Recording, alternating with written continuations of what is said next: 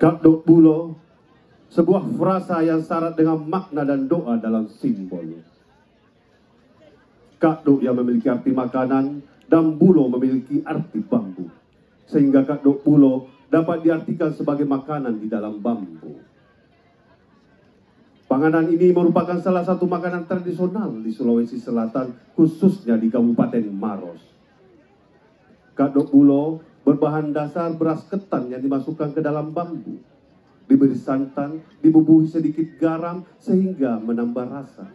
Sisi dalam bambu dilapisi daun pisang, lalu kemudian ujungnya ditutup lalu dibakar.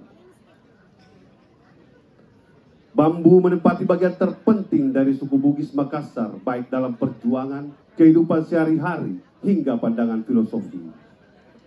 Bambu sering digunakan dalam papasan atau pesan para leluhur. Seperti, Nikanaya kato jengang, san rampangi bulo si papa. Nionjoki pokokna, ambumbai capana. Nionjoki capana, gioki pokokna. Yang dikatakan kebenaran ibarat bambu sebatang. Dapat diinjak pangkalnya, muncullah pucuknya. Diinjak pucuknya, goyang pangkalnya. Begitulah gambaran dari kegiatan Gauma Raja Lialian 2025. Dengan persatuan dan semangat kerja keras seluruh elemen, Gauma Raja Lialian 2025 mampu dilaksanakan dengan meriah dan megah di Sulawesi Selatan. Penata musik Suwardi, penata tari Suwardi, koordinator Syarifah Silviana, produksi Lembaga Seni Budaya Pajagada. Inilah persembahan tari Kadok Bulo, Lembaga Seni Budaya Pajaga ada.